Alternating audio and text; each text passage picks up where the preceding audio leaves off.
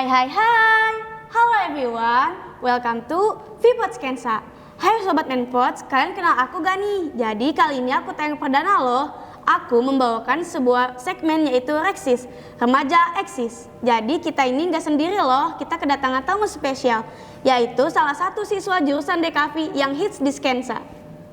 Halo semua. Oh iya Kak, boleh memperkenalkan diri terlebih dahulu? Boleh. Hai, perkenalkan nama saya Hanif Urmeli. Saya adalah Ketua OSIS SMK Negeri 1 Rangkas Bitung tahun 2023. Saya juga adalah seorang siswa dari kejuruan Desain Komunikasi Visual. Dan pada saat ini saya duduk di bangku kelas 11 SMK. Wah. Oh iya Kak, kan SMK di sini tuh banyak ya Kak. Mengapa dari sekian banyaknya SMK Kakak memilih SMK 1 nih? Sebenarnya sih karena dorongan dari orang tua juga. Terus juga kita semua tahu bahwa SMK Negeri 1 Rangkas Bitung ini adalah sekolah unggulan. Kan ada tuh SMK PK. Oh iya. Sekolah dengan pusat keunggulan. Jadi hal itu juga yang mendorong saya berkeinginan untuk masuk ke SMK 1 ini. Berarti Kakak ini masuk ke sini dapat rekomendasi dari orang tua ya Kak? Iya. Wow. Oh ya Kak, kan di SMK 1 ini banyak jurusan ya Kak, ada 8 jurusan. Mengapa dari sekian banyaknya jurusan Kakak ini mengambil jurusan DKV? Oke. Sebetulnya saya memutuskan untuk masuk ke DKV ini adalah karena dari hobi saya juga, hobi memotret dan juga video gitu. Jadi saya memutuskan untuk masuk ke desain komunikasi visual. Namun emang pada dasarnya foto dan videografi ini kan lebih lebih ada di jurusan film gitu ya. Iya. Tapi saya juga kayak pengen mempelajari apa yang ada di desain komunikasi visual seperti web design, desain grafis, dan foto videografi gitu. Oh ya Kak, jadi Kakak ini memang di DKV ini Kakak suka fotografi dan videografi. Iya. Tapi Kakak juga ingin mengembangkan yang lain juga ya Kak? Iya. Wow. Oh ya Kak, dari sekian banyak pelajaran di jurusan DKV ini, apa pelajaran yang paling Kakak suka? Kalau pelajaran ya, pelajaran sih lebih suka ke pelajarannya Pak Rizky. Adalah salah satu guru kita. Dia juga adalah produser dari Vipod Skensa, yaitu pelajaran MDB, membuat desain brief. Wow. Jadi Kakak ini di sini paling suka sama pelajaran Pak Rizky nih Kak? Iya. Kenapa sukanya? Cara mengajarnya iya, atau? Betul. Yang pertama tuh cara mengajar Pak Rizky yang bisa dibilang lebih mendekatkan kepada siswa gitu, nggak terlalu terpaku dengan buku ataupun materi kayak gitu. Jadi nggak terlalu terfokus ke buku juga ya? Iya. Oh ya Kak, apa pandangan Kakak tentang seni ini nih, seni desain grafis? Sebenarnya pada saat dulu saya memandang seni itu adalah sebuah karya yang mana membutuhkan banyak objek yang harus ada di dalamnya. Namun setelah saya masuk ke sini, pikiran saya tuh pandangan saya terhadap seni ternyata berubah. Karena seni itu bukan hanya harus banyak objek yang ada di dalamnya aja, tapi kita itu harus memperhatikan komposisi. Kita tahu bahwa seni yang banyak objek di dalamnya itu akan menarik. Namun ternyata seni yang lebih simpel itu lebih menarik menurut saya. Oh, jadi yang kelihatannya benar-benar menarik belum tentu menarik ya? Iya. Oke. Jadi ada gak Kak, atau sejauh ini di tugas DKV ini rasa ingin Kakak explore itu yang maksudnya di-explore lebih jauh itu ada gak? Pasti sih. Kayak misalnya kita lagi belajar mengenai web design ya. Kita kan diajarin yang pertama tuh HTML. Nah, rasa kita pengen nge-explore tuh lebih banyak. Di web design tuh butuh apa aja sih? Kan ternyata ada CSS dan lain-lain. Kayak gitu sih. Jadi kan tugas DKV ini kan perlu kreatif ya Kak. Iya. Apa yang Kakak lakuin ketika emang ada tugas untuk berpikir kreatif itu tapi Kakak belum nemuin nih? Oke. Kalau saya sendiri sih emang anaknya alhamdulillah sedikit kreatif, sedikit doang. Tapi saya juga kadang ada di suatu ketika yang mana ide saya tuh stuck di situ. Nah, gimana cara saya mengatasinya? Dengan saya mencari referensi. Oh. Tapi nggak semata-mata cari referensi langsung dijiplak. Kita juga harus ada yang namanya ATM. Amati, tiru, modifikasi. Wow. Oh ya kak, kan pasti selama kakak belajar di Kavi ini ada tantangannya ya. Menurut kakak apa tantangan tersulit dalam belajar di Kavi ini? Oh iya kak, kan tadi kakak sudah memberitahu bagaimana jika kakak kehabisan ide kreatif. Nah lalu di sini tuh kakak kan pasti selama belajar ini ada saja kesulitan atau tantangannya. Nah itu bagaimana cara kakak mengatasinya? Kalau misalnya saya sendiri, tantangan di Dekavi ini kan menggambar ya, karena saya kurang bisa dalam menggambar. Nah, gimana saya cara mengatasinya? Dengan saya menggunakan aplikasi di komputer gitu. Karena kan desain grafis juga nggak cuma menggambar aja, tapi bisa ngedesain di komputer seperti di Photoshop, Adobe Illustrator, dan lainnya. Berarti kesulitan kakak ini di tentang menggambar ya kak? Iya. Oh ya kak, kalau kayak gitu menurut kakak apa aja nih kemampuan yang harus dimiliki seorang anak di Kavi? Yang pertama ya, yang paling utama tuh anak DKV harus percaya diri. Karena dalam menciptakan suatu inovasi, kita memerlukan kepercayaan diri. Kalau kita nggak percaya akan potensi dan juga karya yang kita miliki, gimana kita bisa mengembangkan hal tersebut gitu. Wow, jadi Kemudian selain itu ya, maaf. ya, maaf. Selain kepercayaan diri juga kita harus memiliki hard skill. Hard skill ini adalah kemampuan untuk menggunakan aplikasi ataupun mengaplikasikan di media cetak seperti kanvas, kertas, dan lain-lain. Wow, jadi selain itu anak di Kavi juga harus pintar dalam bidang-bidang ini ya kak, apa sih namanya aplikasi-aplikasi, sama kepercayaan diri. Menurut kakak ada gak sih peran desain dan seni yang meningkatkan semangat dan partisipasi siswa? Peran desain dan seni. Iya, yang membuat apa sih namanya meningkatkan semangat kita dalam belajar. Oh, oke. Kalau peran desain dan seni untuk belajar ya. Kalau ditanya ada atau enggak, tentu ada sih. Kita juga akan belajar di dalam desain, dimana ya kita belajar untuk membuat desain gitu. Kalau semisal ada desain yang tercipta, membuat kita akan semakin semangat untuk mendalami dari ilmu yang sedang kita pelajari. Wah. Jadi gimana menurut kakak tentang untuk mengaplikasikan keterampilan yang diperoleh dari jurusan di Kavi ini setelah lulus nanti? Oke. Kalau menurut saya sendiri sih, kita sebagai siswa harus mengetahui terlebih dahulu jati diri kita itu seperti apa. Apa yang kita apa yang membuat diri kita ini tertarik dengan desain komunikasi visual. Seperti misalnya kamu tertarik dengan foto atau videografi. Di masa yang akan datang kamu bisa mengaplikasikannya kepada seperti foto studio atau wedding group dan semacamnya. Wah. Sebelum mengganti topik ke yang lain, ada gak nih kak pesan dan kesan kakak untuk para sobat Menpots yang mungkin sedang mempertimbangkan untuk masuk jurusan di Kavi? Yang pesan yang ingin saya sampaikan sih, untuk sobat Menpot yang pengen masuk ke jurusan DKV ataupun SMK Negeri 1 Rangkas Bitung harus percaya diri. Soalnya biasanya kalau misalnya siswa baru yang hendak masuk ke SMK Negeri 1 Rangkas Bitung tuh nggak percaya akan nilai yang dia miliki. Sebetulnya alangkah baiknya apabila kita mencoba terlebih dahulu, teman-teman. Kalau semisal teman-teman udah nyoba dan gagal, itu rasanya akan lebih baik dibanding teman-teman belum mencoba dan tidak akan mencoba. Kita nggak akan tahu tuh apa kekurangan kita, kayak gitu. Oh ya, jadi sobat Menpos, di sini kalian tuh jangan takut untuk gagal karena kita bisa mempelajari atau belajar dari kegagalan tersebut. Tuh. Oh ya Kak, kita belum dikasih tahu nih Kak, Kakak ikut organisasi apa saja di SMKN 1 Rangkas Bitung.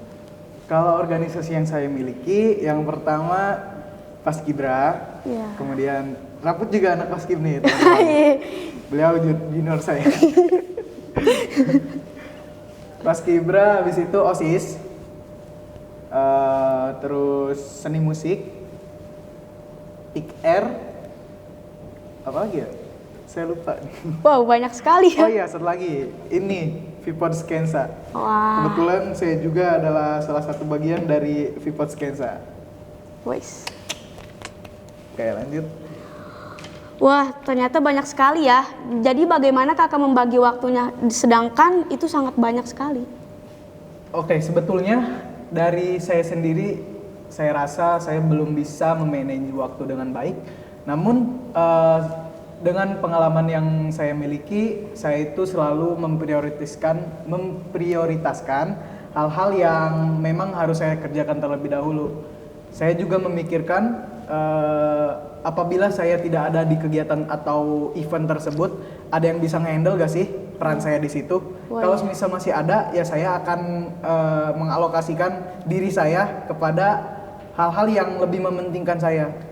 Wah, jadi di sini kalau memang masih ada yang dihandle dengan yang lain, ditunda dulu lalu Iya. di yang lebih penting. Betul.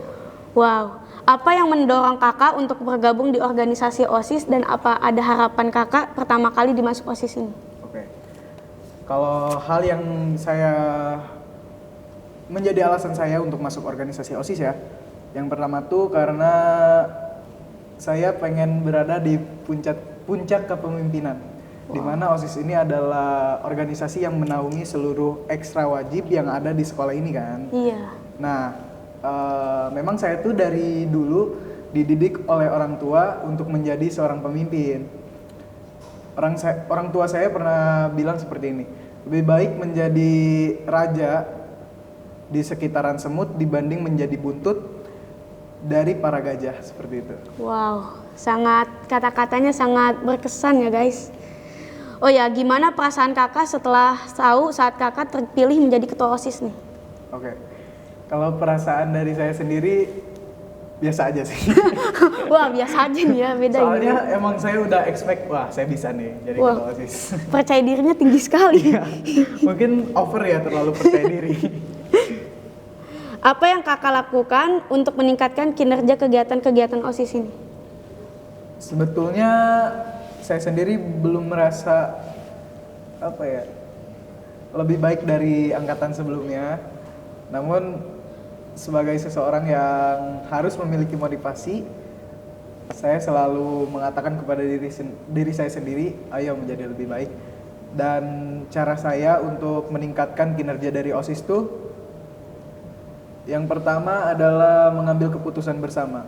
Hal tersebut akan menjadi motivasi untuk anggota organisasi apapun ketika seorang pemimpin mengambil keputusan sesuai dengan apa yang dipilih oleh anggotanya. Jadi hal tersebut akan meningkatkan kepercayaan diri anggota dan juga akan membuat pandangan dari anggota, wah gua dianggap nih di organisasi ini, kayak gitu. Jadi mereka tuh bakal lebih semangat tentunya untuk menjalankan tugas di dalam organisasi tersebut. Wah, jadi di sini tuh lebih mementingkan kekompakan Iya. sesama anggota ya. Oh iya Kak, sepertinya tadi ada pertanyaan yang terlewat. Kalau boleh tahu apa saja tugas-tugas Kakak dan tanggung jawab di OSIS ini sebagai ketua OSIS? Sebetulnya kalau menjadi ketua itu dari apapun organisasinya adalah tugas yang sangat mudah.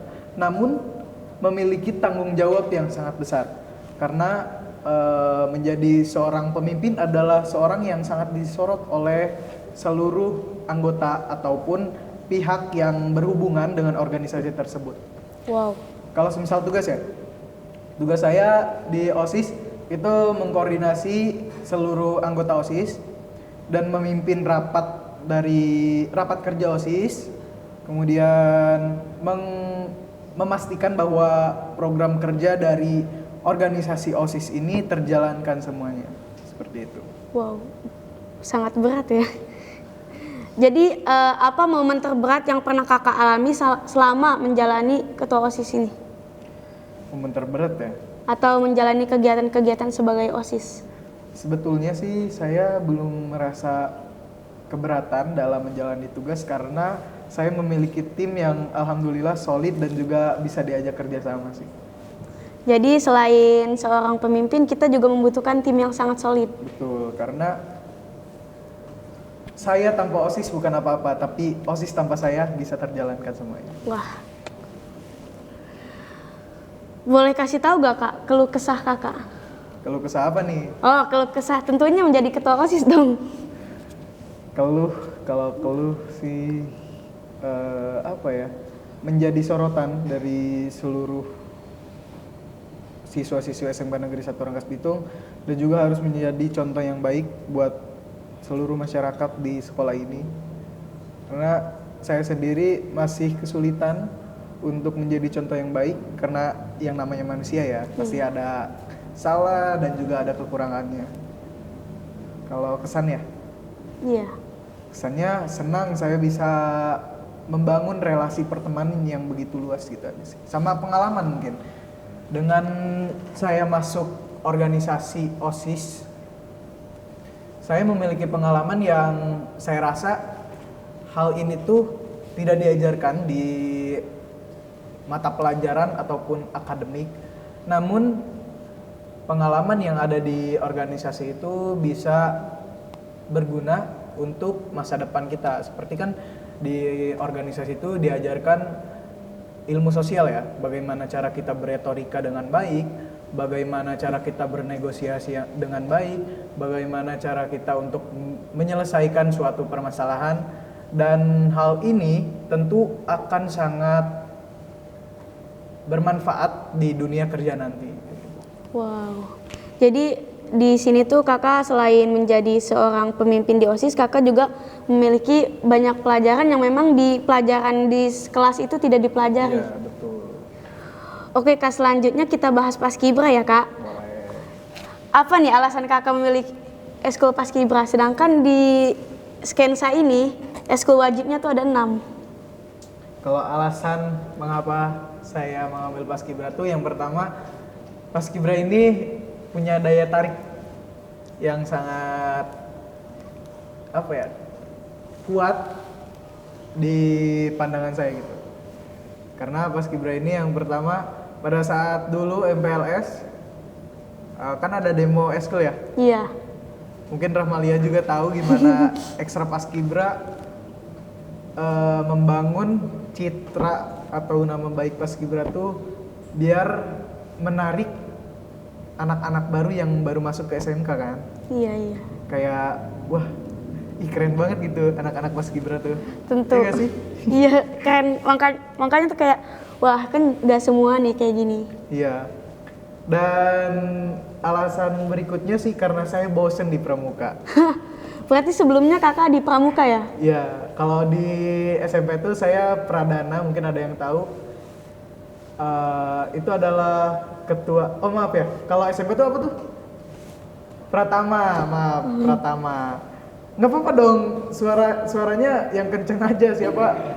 Arul, Pratama. Saya menjadi Pratama di SMP Pramuka, dan hal tersebut tuh membuat saya jenuh gitu. Kok gini-gini aja ya, saya bergelut di pramuka lagi gitu. Saya pengen mencari pengalaman baru, dan pada saya masuk ke sini, nah ini ketemu nih Paskibra. Cuman saya bukan merendahkan pramuka ya. Pramuka tuh justru adalah organisasi yang membentuk saya pada saat ini gitu. Wow. Jadi sebenarnya kakak ini ingin mencari pengalaman yang baru ya? Iya. Ya kak, ada gak sih kak nilai atau pelajaran yang kakak peroleh dari ekstra Paskibra ini? Oke, kalau di Paskibra ini sebetulnya sangat senioritas. Dan mungkin pelajaran yang bisa didapat dari Paskibra itu bagaimana cara kita menghormati seorang yang lebih tua dari kita. Kemudian apa ya? Mungkin itu sih. Kalau Ramalia sendiri ada nggak? Oh, kalau pelajarannya sih kayak lebih bisa memanage waktu ya. Jadi Oh. kayak waktu tuh kita nggak kebuang sia-sia. Jadi kita bisa tepat waktu dan disiplin. Oh ya kak, kalau nggak salah tadi kakak juga ikut Pick Air ya kak? Iya. Apa sih yang membuat Pick Air itu menarik bagi kakak sendiri? Kalau Pick Air sendiri adalah ekstra kurikuler yang apa ya, bisa dibilang masuk ke wajib. Sebetulnya mungkin emang nggak ada secara tertulis ataupun deklarasi bahwa Pick Air ini wajib. Cuma seperti yang saya lihat ya, Pick Air ini mendapatkan dukungan yang penuh dari pihak sekolah. Saya pernah ke acara genre itu di Serang. Nah, di situ tuh saya ngelihat anak-anak Pick Air yang lain tuh dia dikasih fasilitas seperti baju dan juga dukungan penuh dari sekolahnya, seperti dia dikasih transportasi yang memang diperuntukkan. Oh ya kak, kalau nggak salah kan tadi kakak ikut Pick Air ya? Apa yang membuat kakak tertarik kepada Pick Air tersebut?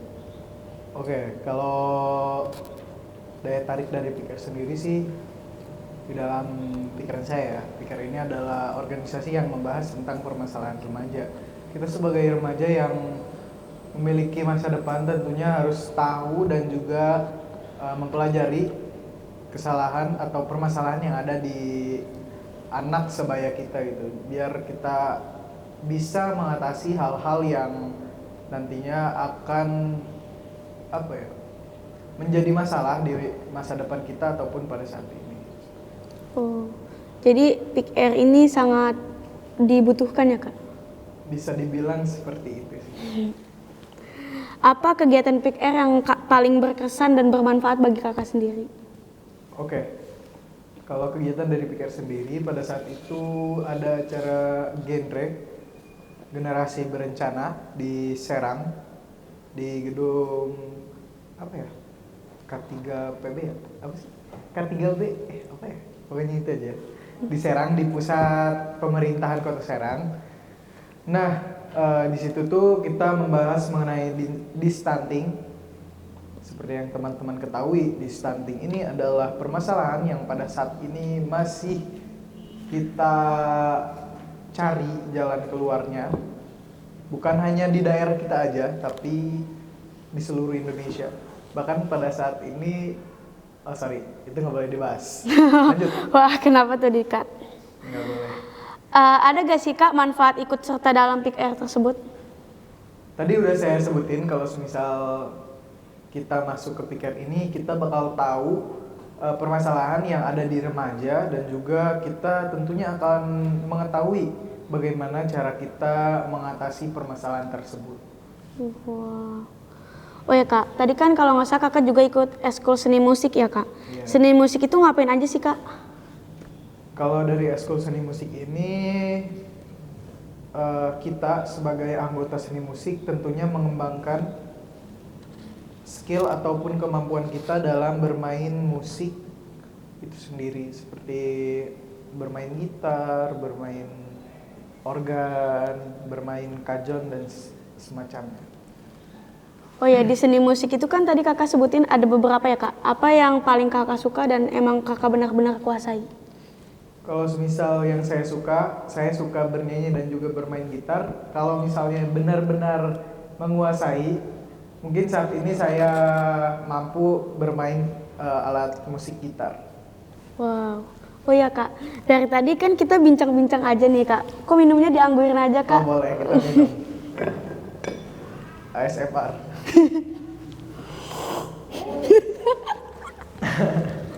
Oh sorry, kalau misalnya minum kopi atau teh tuh nggak serg rasanya kalau nggak ngomong ah. Jadi harus kayak gitu ya.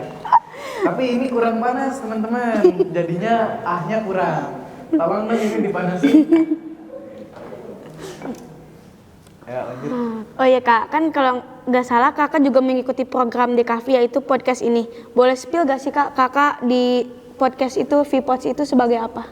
Boleh. Kalau saya sendiri itu di VPod sebagai co-producer.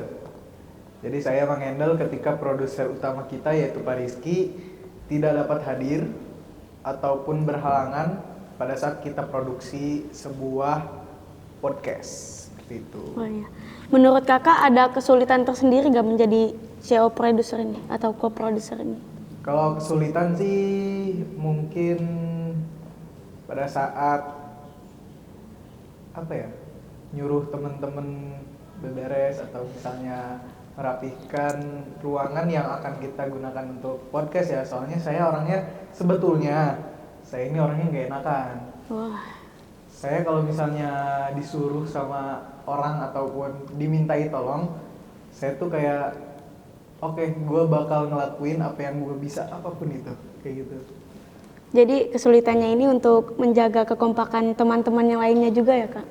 Sebenarnya dari diri saya sendiri, karena saya nggak enakan. Kayak kesulitannya tuh buat minta tolong ke teman-teman gitu. Wah, jadi ini kesulitan kakak tersendiri nih. Iya. Bagaimana sih kak cara menimbulkan rasa semangat seperti kakak gini dan semangat itu untuk mengikuti banyak sekali organisasi? Rasa semangat, bagaimana cara menimbulkan rasa itu sendiri? Sebetulnya kita itu harus memiliki tujuan hidup ataupun tujuan masa depan kita.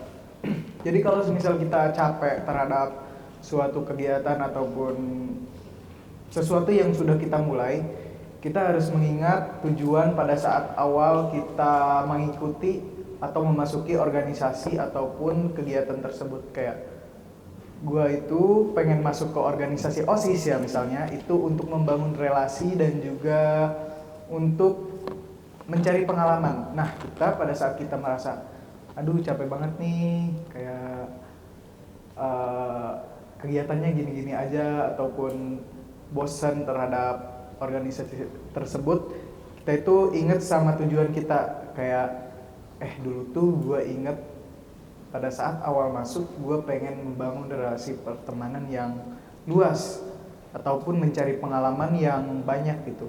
Oke, kayaknya gue harus meningkatkan semangat gue lagi kayak gitu. Oh, jadi rasa semangat ini harus ditimbulkan dari diri kita sendiri? Ya, dari tujuan kita. Oh, dari tujuan kita. Ada gak sih kak yang pengen kakak sampaikan kesan dan pesan untuk sobat Menpods nih agar tertarik seperti kakak? Waduh, ini susah ya karena sebenarnya saya pun masih banyak kekurangan dan juga tidak memiliki banyak kelebihan.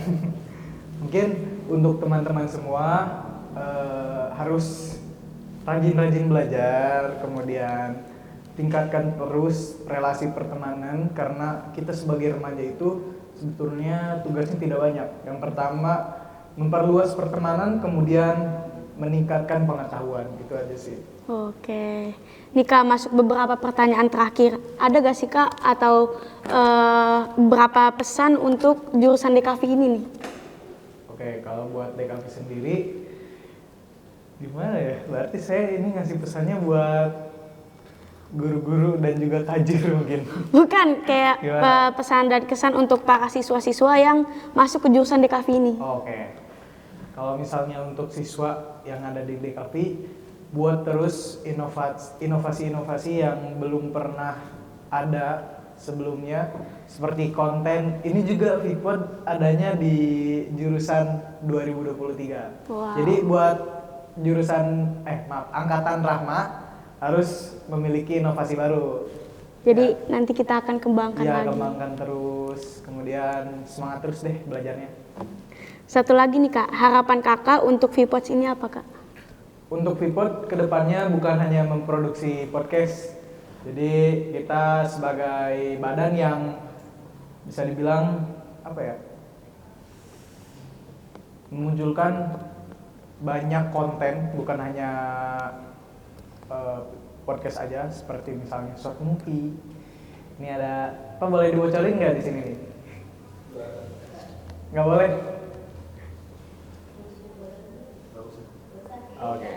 Jadi nanti kita bakal memproduksi juga sebetulnya. Jadi stay tune aja. Buat VPod terus kembangkan industri kreatif yang ada atau yang mampu VPod jangkau gitu, seperti membuat konten-konten yang inovatif, yang edukatif, dan juga yang menginspiratif.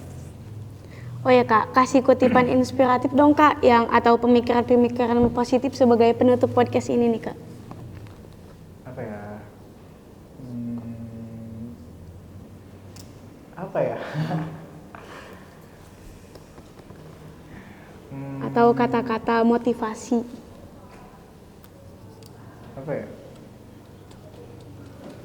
Nggak ada nih. Apa ya? Mungkin atau ada beberapa yang kakak ingin sampaikan kayak, wah untuk anak-anak atau adik-adik kakak yang memang sekarang baru masuk jurusan di kafe ini bagaimana depannya harus gini-gini atau ditingkatkan atau gimana gitu Kak. Tadi udah sih itu mah. Yang kayak apa ya Kak? Kata quotes. Quotes of the day. Percaya sama diri sendiri, percaya akan kemampuan yang ada pada diri kamu dan kembangkan kemampuan tersebut. Wow. Seperti itu sih.